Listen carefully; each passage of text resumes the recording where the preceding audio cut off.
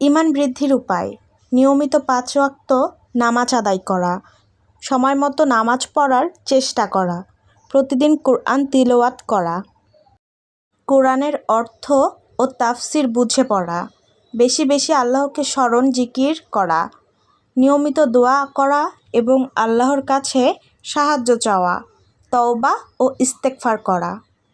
রাসূল সাল্লাল্লাহু আলাইহি ওয়াসাল্লাম এর সুন্নত অনুসরণ করা, ভালো ও নেককার মানুষের সঙ্গ গ্রহণ করা, খারাপ সঙ্গ ত্যাগ করা, আল্লাহর নিয়ামত নিয়ে চিন্তা করা,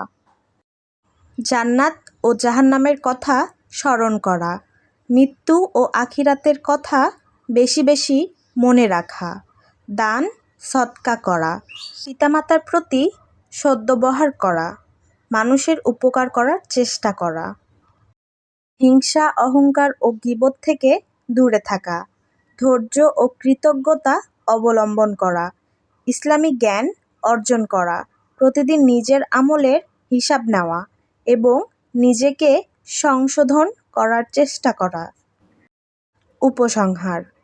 ঈমান বৃদ্ধি পায় আল্লাহর আনুগত্য,